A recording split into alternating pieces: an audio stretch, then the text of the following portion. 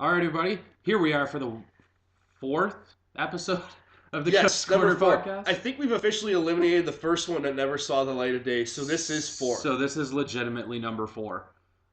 This week we're going to update on fantasy pools. We're going to talk about the Boston Bruins and the Toronto Maple Leafs as promised, and we're going to have some fun about the rest of the playoffs and the other series that are going on, as well as the highly anticipated rapid fire section, which we've both come to really like. We like this in a way that we like to ask questions to each other without telling them to each other ahead of time. So I know you said you had some surprises for me, so we'll get to that, and I have some questions for you. And a lot of it... I don't have any this week. No, you don't have none? No. Oh, man. I figured you would have them. Well, it's a good thing one of us did. I'll just say that. It's a good thing one of us came prepared today. Well, that's good. So I'm Chris. And I'm Boots, as always. We are your hosts for the Couch's Corner podcast. So we'll get right into our first topic, which is our fantasy pool. Fantasy pool. This is it's still a gong show. It's hard to keep track. Right now, Chris is beating me by a score of 256 to 194. After one round. Let's not. And again, miss that. touching on by the time the playoffs are done, what are the odds someone's gonna have like 600 or 700 points? Because we know the guys get eliminated, but looking after the list right now, I mean, you're down to 13, I'm down to 14, and you've lost a lot of your top contributors when I have all of mine. And I think that was my method to picking my team, was picking the guys who are going to have the biggest impact for the teams that are going to be around the longest. Yeah. Who's got the more opportunity to put points on the board? I picked like a mix. I wanted guys that would put up lots of points in the first round on teams that necessarily weren't going to make it past the first round, as well as having players like Roman Josi, who I think are going to be deep. Yeah, you're going to see guys, and conversely, I have PK Subban. So I mean, by that logic, we're both expecting them to make it far. And I know myself, I definitely am. They're still my cup pick. They're still alive. I went 6 for 8 in the first round. How'd you do, Chris? I went 4 for 8. 4 for 8.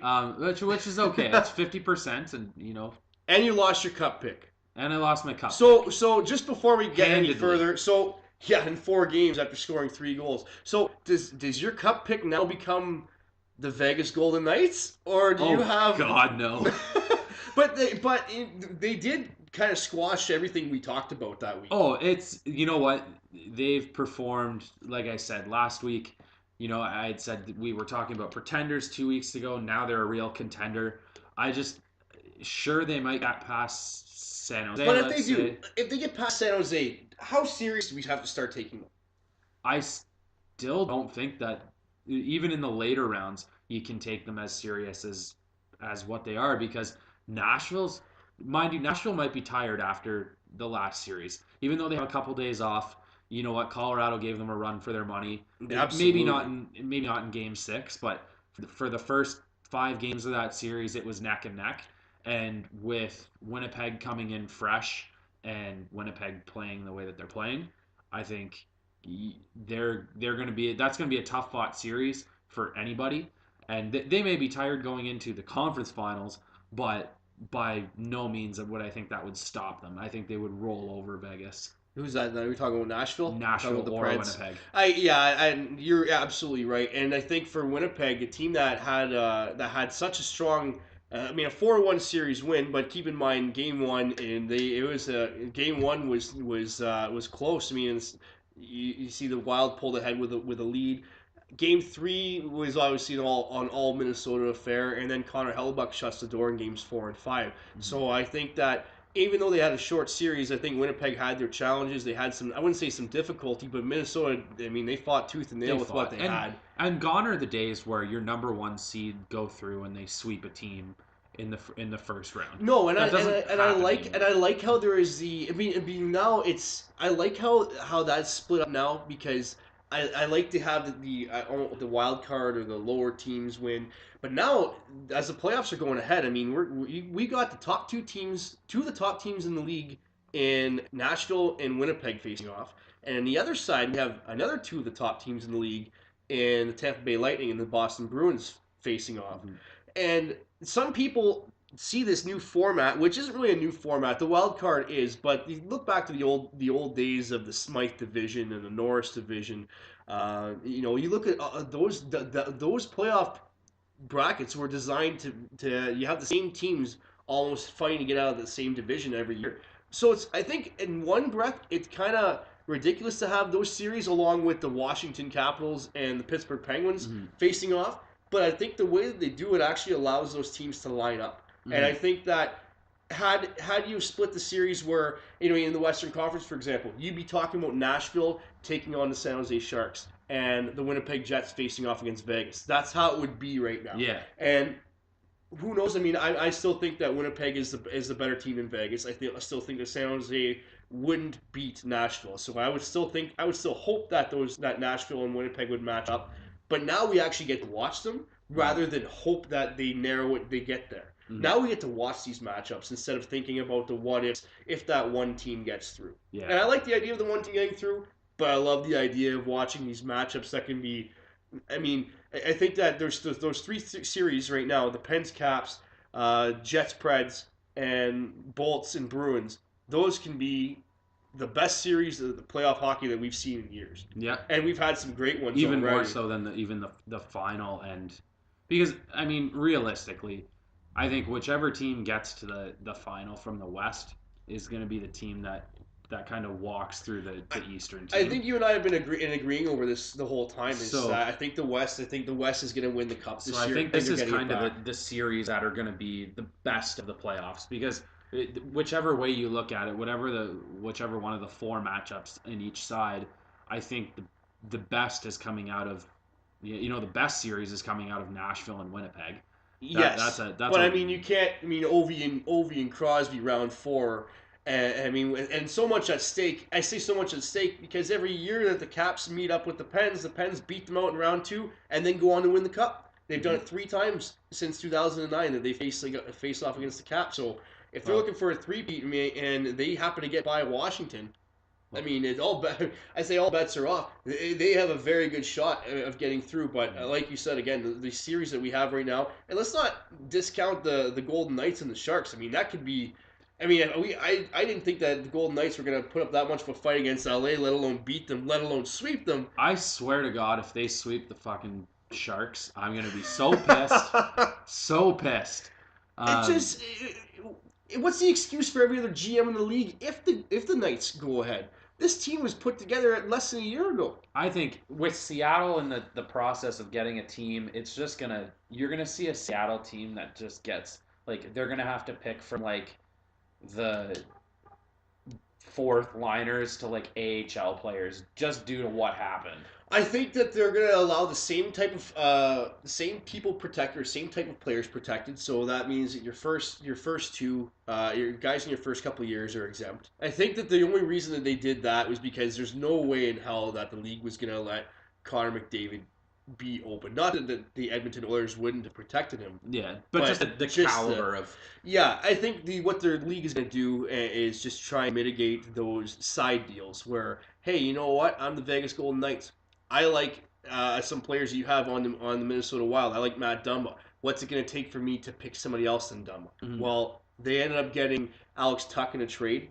And they end up selecting Eric Holla. So as a result, in return of not picking the guy that they were, threatening to pick, they walked away with 2 solid players for their team. Has been awesome. Tuch's been a great. Tuch is the new age power forward. I see him comparable to a guy like Tommy Wilson, not as hard-headed in terms of taking bonehead penalties, but with more skill. I think there's a higher ceiling there for a guy like Tuch. I'd watched a lot of their last 10 games, and he was wicked. He's done great. He was really good.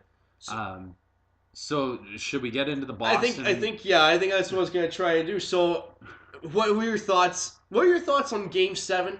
Maybe the whole series in a nutshell. What are your thoughts on everything here? How did everything play out? If I know you're not a Toronto fan, but how did you see this whole playing out? Would you be devastated as a Leafs fan, or what are your thoughts? Is this something that you could hold your head high about? What are we at here? I think they went in against a cup contender, regardless of how early season troubles plagued Boston. Later in the season, it took them a month to get going. Later in the season, they were a cup favorite, and they're going to remain a cup favorite throughout until they're out. Absolutely. And the there's no reason you can't hold your head high. They're still a young team. Like they're still led in reality by Austin Matthews, Mitch Marner, William Nylander. And you can't forget the other guys that got come up too. I mean, there's Connor Brown got his way up on the line with Matthews. Zach Hyman's a good player too. He's a good. I mean, I think he's got his limitations, but he knows his role. You know what, like The Rock would say, you know your role. Yeah, and that's exactly what he'd be doing. Drop another wrestling reference. I had to get that one out of the way. Know your role. Shut your mouth. Absolutely. And it doesn't smell in here like what The Rock is cooking. That's for sure. But it can't be seen that's to say that their series wasn't a success and go 7 games against Boston is like to say Colorado's series wasn't a success to go against Nashville and push it to 6 games. But it all depends on the team where you're coming from, because I think that this year, everybody saw last year as being the year that Toronto loses in the first round to a seasoned team like Washington. Great for experience, and I'm not going to deny that. You ask any team, you ask the early 80s Oilers, you have to lose before you know how to win. Mm-hmm. You don't just jump into it. Sidney Crosby, in his first playoff series, they got walked all over by the Ottawa Senators. Next year, they swept them and made the finals. Mm-hmm. So there's a lot. I mean, it all depends on which perspective you're taking it from. I think it's a success. The series went exactly the way I thought it was going to go. Me too. I didn't anticipate the big blowouts in the first 2 games, but the way the rest of the series unfolded was exactly how I thought it would be. And I think if you could maybe tighten up the first game, because I know the Leafs let that slip away and Boston started, and I mean, it was the discipline and the Kadri penalty.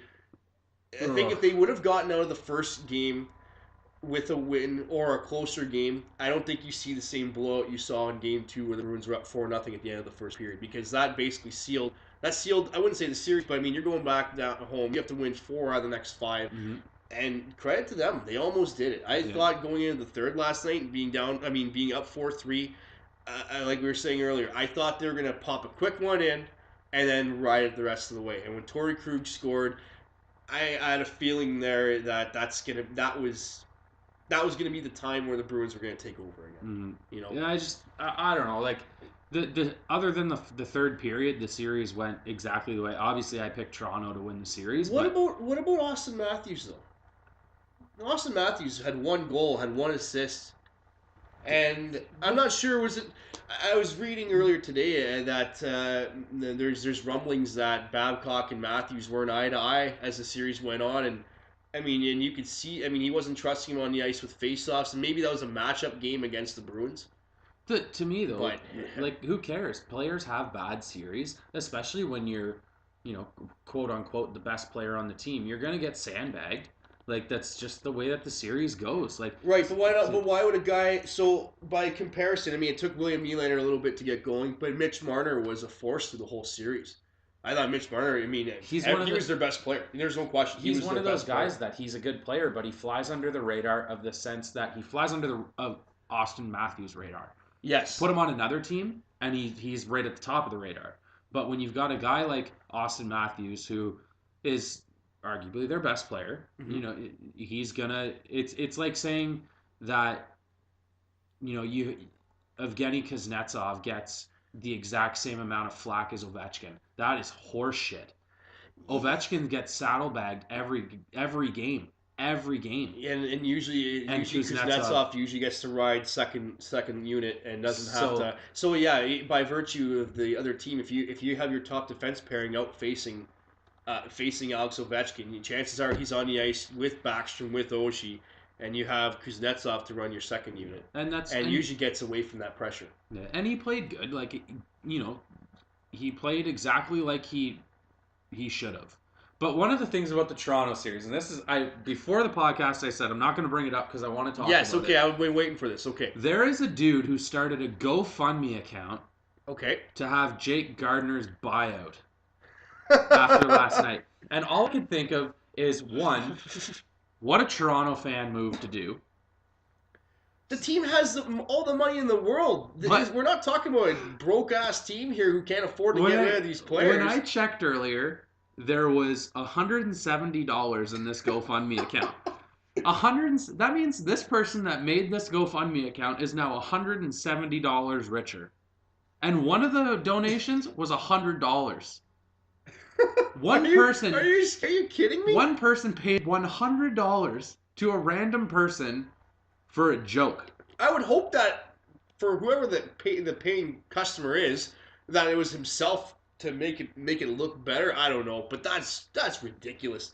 Oh, 107. I mean, even though it was a good $170 laugh. is what's there, but I don't know. I mean, Jake Gardner. I've made this clear before. I am not a Leafs fan, but I'm a hockey fan. Jake Gardner is not a bad player. Jake Gardner had a bad game. Yeah, yeah. And even at that point, I think he was just on the wrong side of it. I mean, if that was Rowan Polak, I mean, everybody. I mean, he'd be running for the hills right now if he was a -5 in last night's game. But I can't. I mean, especially the last one. The one that gets me is that one is the Pasternak goal. So they're up 5-4 and they're pressuring it and they're getting back. And the Bruins are getting back to playing more. I wouldn't say running gun, but they're along the walls. They're getting pucks deep. They're getting in there and they're the first on the puck every time. And that's how the first goal happened. Second goal. Sorry, when Jake Gardner cleared the zone, the puck came back in. He got railed along the boards and the puck ended up bouncing out to Danton Heinen, and he puts it away. Mm-hmm. Gardner on the Pasternak goal late caught himself behind the net, but if he's not behind the net, he's got two Bruins back there. So you can't just stand in front covering the open guy when you have two other opponents behind your own net.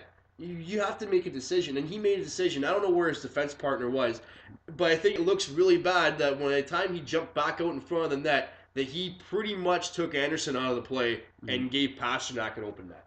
And that looks worse. I think that was just the nail. I wouldn't say the nail in the coffin for him because he's still, you know what, he's a human being. From what I count from watching his interview, he sounds like a pretty stand-up guy to face the media after the game like that. That's huge. And you know what though? You bring up the plus minus thing, and to me, it's not even a good stat anymore. No, I agree with Grapes. It's a garbage stat. Yeah. Because judging by plus minus is like saying just because I'm trying to not talk about Colorado as much, I'm going to choose a different team. Use the playoffs, for example. Jake Gensel has been dynamite. I don't know what it is with this guy in the playoffs, man. I mean, he rifles off 4 straight goals in an elimination game. So, just by plus minus, him and Sidney Crosby are right on the same point. One plays 23 minutes a game, 20 minutes, and one plays 15 minutes a game and scores 3 goals in one game. Does that make him the same exact player as Sidney Crosby? No, but I think that with plus minus you get a pretty good indication because plus minus only occurs if for any goals that happen at even strength or if you're down a man. So I get that, and I think plus minus looks really bad last night because the Bruins only scored the 1 power play goal. It's their first one. But the guy plays double the minutes of his lowest riding defenseman. Well, and that goes to the point too of the Maple Leafs going forward. How do you fix your team? What changes do you make going into the offseason? Let them get older. There's nothing that this. But older doesn't make their defense better. But they've got a good team.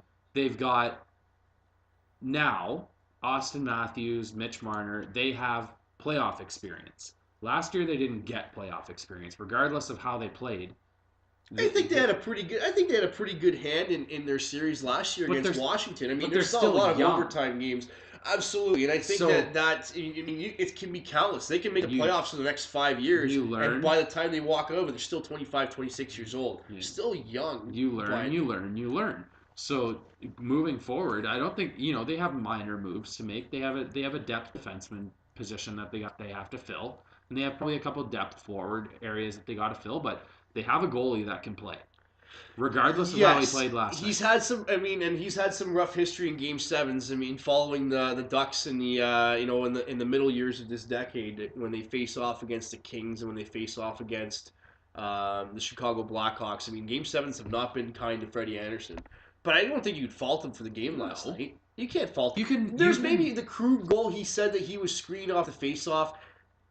I call bullshit on that. And not to say, I mean, I'm not a goalie. I'll never be a goalie. I'll never be a goalie. No, this is unless the goalie jumps out of the way, it's not the goalie's fault. There was a massive. There wasn't even that many guys in front. There was 4-on-4 in the faceoffs. So you have 2 less guys in front of you. He just lost sight of the puck as it went to the blue line. He lost sight of the puck before the puck even got shot. Goalies give their all regardless of what's going on. You know what? They can be down 7-0. I guarantee you that goalie's trying to make that save. Well, yeah, because you have to stop the next one, and I mean, you have to keep it. You keep the score respectable for your teammates, Mhm. for your organization, your fans, yourself, because nobody likes to be that guy who got lit up for 8 goals on like 25 shots. And you know what? And if you're going to get lit up for 8 goals, then demand a trade to Colorado in 1996 and Yeah. go win a Stanley Cup. Could you? I don't think I thought we had shades of that. I remember joking around back in 2006. I was still in high school, but I remember joking around when the Avs traded for Jose Theodore, and they're like, "Oh, it's '96 all I over." was so Give me jacked a for that break. trade. You know Jose what? Theodore wasn't even the best. He was like the third best goalie that the Habs had at that time. They had Carey Price in their system, which granted he wasn't really playing for them. He was in juniors, Mm-hmm. but Cristobal Huet was some journeyman backup who only got in the league like 3 or 4 years prior to that, and beat him out of a position Mm-hmm. to play meaningful games down the stretch. That's why He they did play offloaded good him. in that Who are we talking for the about? rest of that season. Who's that? It was Theodore? Jose Theodore. He did play good for the rest of that season. Who did they get bounced by in the playoffs that year? They It was beat San 06? Jose and then got hammered by Anaheim in 4 straight. Really? Yeah. Oh yes, because Joffrey Loop. Oh yeah, I remember Joffrey Loop put up 4 goals of himself. Oh yeah. But everybody was expecting them to lose to San Jose. Right. And they went out and they beat San Jose in 6. Right. So going back to just going back to before, just so we don't deviate too much. So in talking about the Leafs, you mentioned something to me that kind of triggered me, and I want to stop you dead in your tracks. You mentioned that they have a depth defensive position open. Not open. Or available to look at. To look at. I agreed. Okay, so you're thinking that you don't need to make any big changes. You're thinking just add a guy here, kind of buffer your second or third pairing, possibly. I'm thinking it needs to be a bit more drastic than that. I'll give you a reason for it. I think that they need to go out and they need to make a trade. And everybody says it's a lot easier said than done, but it's possible. They have the assets. They need a top flight defenseman. They have guys that are going to be up for contract renewal. So here's my rapid fire to you right now. Marner, Matthews, Nylander. How much money do you give to each on, say, anywhere between a 6 to an 8 year deal? How much money? What's the cap hit you're giving to each player? Oh fuck. I would. Austin Matthews obviously is going to garner the most, right? Absolutely. And if I was to break it down that way, I'd say Matthews would make the most, Marner would make the second most, Nylander would make the third. That's just my personal view. Some people might flip-flop Marner and Nylander. Some people might think that Marner is better than Matthews. And they're probably basing it on this past series, but I don't think that long term that's accurate. I would say, Matthews to me, with the way he's played throughout the seasons and being the player that he is, I would say he's in this kind of in the 7-5 area. Really? See, you gotta. And this is where it gets tricky because you have to separate. So if Matthews is 7-5, and to me, first off, that number seems really, really low because Leon Draisaitl is even making 8. And everyone's talking about how Matthews... And that's why I said at least. At least. He's at least 7-5. So if he's 7-5, and then you have to separate or even try and give matching dollars to Marner and Nylander. And I don't think that you can get either of those two guys signed for under 6. I would go... See, because for me, when it comes to contract, and maybe that's the area of being a GM that I would suck at, is that if you don't want to play here, don't play here. And you tell me that money is the big thing. You look at guys that come in and they have massive contracts, but they're worth it. And you know what? To tell me that Austin Matthews is worth into the 8-7s and 8-8s, maybe 9s, is ridiculous. Because look at what some players are getting paid that are literally light years beyond him.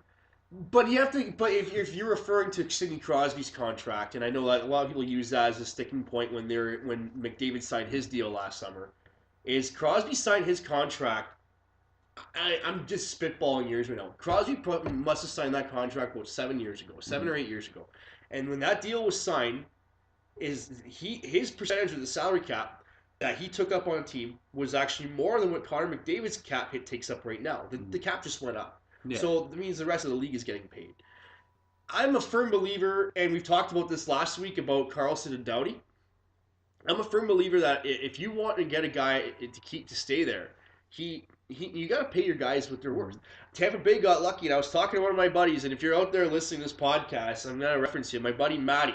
My buddy Matty is a huge Tampa Bay fan, and he's trying to tell me that they're going to be able to keep Kucherov and keep all these guys. What Kucherov's getting paid right now is probably about half of what he would get on an open market. Kucherov would get $8 to $9 million right now. Yeah. He signed for under $5 million. He's got 1 year left after this year. He signed because Steve Yzerman told him, listen, I either sign you to what you want and I get rid of your teammates to clear cap space, or you can take what I have available and we give ourselves a window. Yeah. And I think the Maple Leafs, they're not necessarily worrying about giving themselves a window, because to me, their window, just much like Pittsburgh going back 9-10 years ago, their window is just opening right now. And it pains me to say that as a Sens fan, because I could see Toronto rolling the Sens over for the next 5 years minimum, especially without Karlsson there if he happens to leave. And I think if you look at guys like an Austin Matthews, even Jack Eichel, I don't agree with him making $10 million a year, but he is. And so you're telling me that Austin Matthews isn't as good a player as Leon Draisaitl or as Jack Eichel or as Anze Kopitar. And Kopitar is a bit different because he plays a different style. He's a leader. He's won cups before.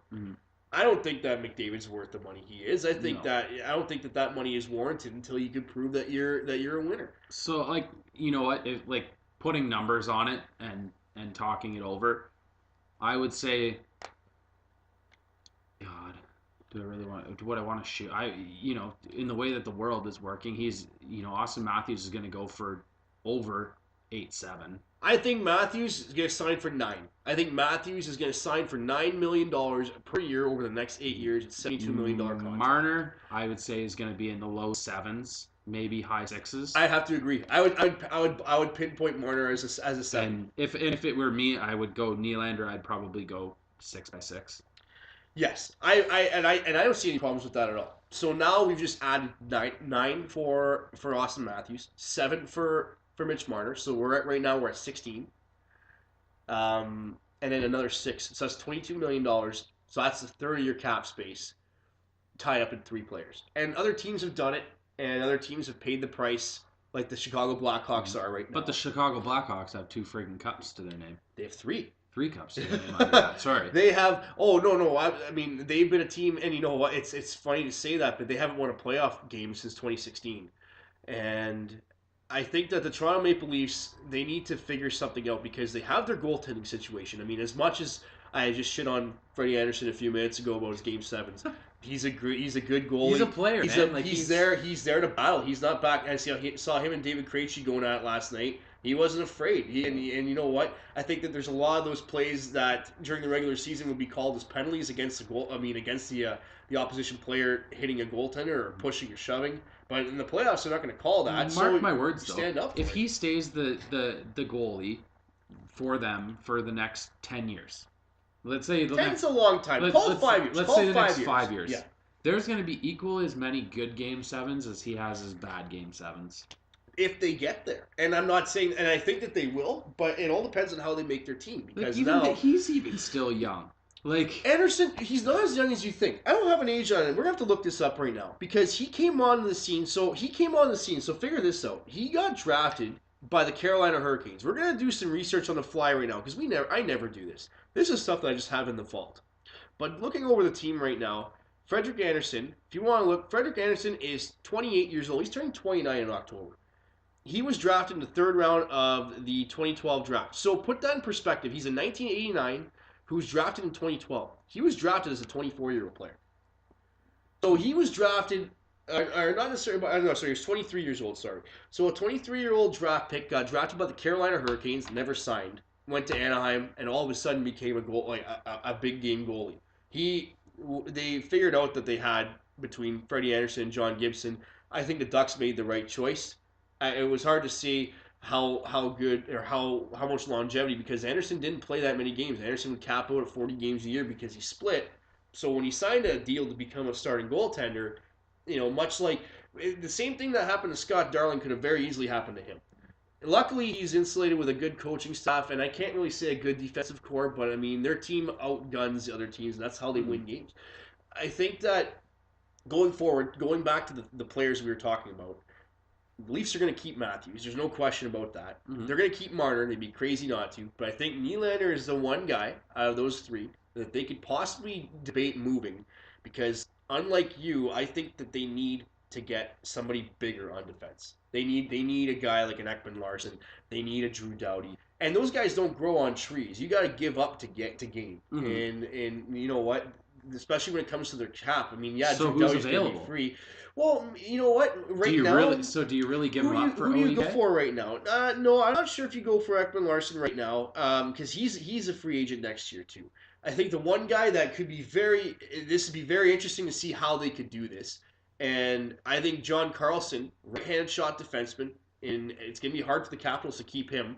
Not saying that the Leafs have anybody that they're going to trade for him, but if he does come up free on the open market, do you trade a guy like Nylander just to recoup some of the money? And I mean, you think they just signed Marlowe's got a contract for another 2 years at $6 million a year.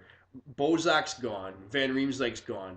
Kadri, they don't. I mean, they've committed to him, but depending on how many guys they keep around, he might be gone. Mm-hmm. So if they were to fire off a guy like Nylander and to open up the proverbial cap space, and they don't maybe not enough to do that for a year because he's under a rookie contract, but he's got some assets that if the Leafs are looking for first rounders, or I wouldn't say to restock their minor league, but if they're looking for guys on the cheaper end, because they're going to run into a cap problem sooner or later, especially with these big contracts or these big players needing contracts.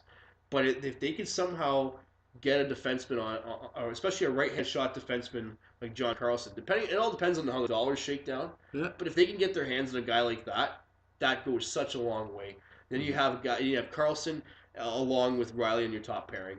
Travis Dermott's looking great right now. I mean, I think he's been probably one of the more under. I mean, a lot of Leafs fans know about him. I watched him play, a few games this year. He's very underrated. I think people are going to know more about him going forward. Anyways, just to touch on, so in terms of talking about other series right now, let's shift to Pittsburgh, Washington, because this one to me, and my brother is a big time Caps fan, and because of all the years that Pittsburgh has put Ottawa out of the playoffs, I don't want Pittsburgh to win, but I can't help this sinking feeling that the Pens are going to beat them again. Well, if the first series of their scoring ability is going to dictate anything, I don't know how long that's going to hold up for. I mean, they were playing the Philadelphia Flyers after all, who had a weird friggin' goalie situation issue, but that's we're past the first round now. They got some issues to figure out this summer when it comes to that, for sure. But it's interesting to look at the amount of scoring ability that they have playing against a team that just played a series of their friggin' life against Columbus. I thought numerous times, and I know I picked Columbus to win. I didn't expect Columbus to come out to a 2-0 series lead leaving DC, and I didn't expect them to lose 4 straight. But I wasn't. But the thing is with the Capitals is I'm not surprised they did it. But as the series went on, they just got better. Columbus, credit to them. I think they're probably one of the more harder working teams in the league. I'm a big John Tortorella fan, big Nick Foligno fan, Sudbury native. Born in Buffalo, but Sudbury kid, man. I see this guy every summer. I think that the Columbus Blue Jackets gave everything that the Caps could handle. The Caps got better. I think Pittsburgh, they could have buried the Flyers a few times. They could have beaten them in Game 5 and didn't. They were down in Game 6, and then they turned on the Jets. So who do you have in this series? How do you see this one shaking up? In my bracket, I have Pittsburgh, but I want to see Ovechkin. In your heart, you got the Caps. Yeah. I'm picking with logic and picking Crosby and the Penguins with how they're playing. But my heart says pick the Capitals because I want to see a strong competitor finally get his due. I would even go as far as to say that this series could take a lot out of. Even both these series between. This one and the Bruins Lightning one, which we'll get to in a second. I think that if Washington can get through this series, and I sound like a broken record because I've said this the last 2 years. If Washington can get through round 2 against the Penguins, I think that they slay the dragon. They slay the dragon. They're off and running. They're off and running. They're not looking behind them. To be the man, you gotta be to the be man. the man. To quote Ric Flair once again, I think we could probably use a Ric Flair on a quote on every broadcast, and it'll probably be the same one every time. He's as an aside, he's got one of the best ESPN 30 for 30s I've ever watched. I didn't see it. It's great. It details his whole life, especially his his more recent years. Anyways, well, that's for another day. We're gonna get into the wrestling someday, not today, unless we make another comment or another quote from Ric Flair. But I know I see Washington, if they get through. If they can get through the Penguins, they're going to pose as a big problem for the other two teams on the other side, because I think that series is going to be a war. I think that, I mean, for Boston's they're heavy, and I think that Tampa is deep. So what do you think in that one? Who do you have coming out of that side? So you've got on paper the Penguins advancing. I'm with you. Just to put that out there, I also have on paper the Penguins advancing. But I really, really want the Caps to win. I really just don't want to see another Pittsburgh final. They're so boring. Well, to anybody outside of Pittsburgh, probably yes. After last year when they beat the Sens out, I probably watched a couple of the games, caught the highlights, whatever. Yeah, you know what? As soon as Ottawa lost, I almost put a remote through my television set last year. That's how. But I mean, that's just the Penguins. They have a good team. They have the team that can do this. Yeah, you know what I mean. So the Tampa series. Yeah, this is like an interesting one because Boston owned Tampa all year, except for the last meeting they had at the end of March, where it was a 4-0 Tampa win. But aside from that, Boston, even when they hit their stride. Sorry, I'll let you get on, but I just want to say I remember the night I was watching this because I had a men's league game that night, and Sportsnet was actually showing a Tampa at Boston game, and it was earlier in the season, and it was right around that time where Boston had a bit of a slow start coming out of the gate, and we weren't sure if Bruce Cassidy was going to be their coach for the whole year, and then Tampa comes to town, and Boston absolutely made them their bitch. To say the least. And I remember seeing that night, I'm like, wow. And that was after Tampa came off like rocket hot after the start of the season. And I saw this game, and I watched. Granted, I only watched the first 2 periods, and Boston ended up winning, obviously. Mm-hmm. But I remember watching the game, thinking to myself, wow, like this is not the Boston Bruins team that the Sens played in the playoffs. This isn't the Bruins team that played the first month of the season and looked mediocre. This is a team that was looking to make a point against a top-ranked opponent, and sure enough, here we are in round 2, and I got the Bruins winning this one. I have the Bruins winning this one in 6 games. I think Boston might be a little bit tired, but I do see. I would say Boston's probably going to come out of it in 6. I think it's 6, 7 maybe. Rest versus rust. So Tampa hasn't played in almost a week. Mm-hmm. So now they're going to be playing their first game Saturday afternoon in Tampa, 3 p.m. Eastern. I think Tampa they're going to go one of 2 ways. Tampa in the first 10 minutes of the game has to come out flying like the Leafs did last night. Mm-hmm. But if they come out and Boston's battle tested and Boston you can't really call one team desperate over the other because they're both starting off even right now. But Boston knows how close they came to being out of the playoffs, and I think Tampa never really had that scare. Even in the closing period of Game 5 against the Devils, they were on top of it. They were composed. They were controlling the play. The Devils were just looking to hang around. Where Boston now is going to be a team that's going to be coming right at Tampa Bay. Yeah. And I think the one thing Tampa's got is that if they're worried about line matchups the same way that Babcock was against the Bruins, he's going to have some trouble. Granted, they have home ice, but luckily they have the depth to go along with it. Yeah. I think that the Lightning, they have those guys on the third and fourth lines that can come out and play. And if their big boys hit the ice, especially just our power play, I think that could pose some problems. And Tuukka Rask didn't look very good last night. No. Tuukka Rask looked soft last night. And, I mean, you know what? He was the winning goalie, so, I mean, I don't know how much that plays into it. Mm-hmm. Anyways, let's jump west right now. Let's go into, this one really quick because I know we'll finish off with the big series. But Vegas Golden Knights, San Jose Sharks, what do you got happening? I'm hoping San Jose. Yeah. I'm hoping San Jose. You just don't want to see Vegas win. I don't want to see something that came out of not people being proven wrong, but for me, I think an expansion team to go and win the cup right away. That doesn't look good. No, No. and sure give Gerard Gallant all the credit due. I mean, He's up for Coach of the Year. He did a great job coaching the guys he had, but to me, I just think that that's like it's almost like microtransactions in gaming. Like you bought a team that was ready to win right away if they win, and right. So that I don't know. I don't want to see. I want to see them do well, and I think they've done well. I think if they were to lose, even if they were to get swept 4 straight against the Sharks, nobody can deny how great of a year they had. And it's a good stepping stone. I think if they were to go and win right now, there's a lot of shit that happens out of it all. Yeah. That I think it looks bad for the league that a team can get put together and less than 12 months later be hoisting a trophy that the Leafs haven't won in 50 years. 51 years now. They haven't found a plane. Oh, yeah. Got to find the piece of that plane. That's right. Hey, so, I mean, I don't know. I have the Sharks, too. I think the Sharks are probably one of the more... I mean, the Sharks are the most underrated team in this playoffs. Sharks in 6. I'm going to go one better. I'm going to go Sharks in 5. Okay. Sharks in 5 is what I'm calling because I don't know what it is with them. I think their team is just solid. Here's the tough one right now, and this is going to be my favorite series to watch. I'm getting excited just thinking about this right now. Is the Winnipeg Jets and the Nashville Predators? If it's the Nashville Predators that played Colorado, Winnipeg is going to walk them. I have to agree with you. I think it's a good team though. They had as the Predators are. I mean they had the ability. That's how you know you have a good team. Sometimes you have the ability to still win games that you shouldn't.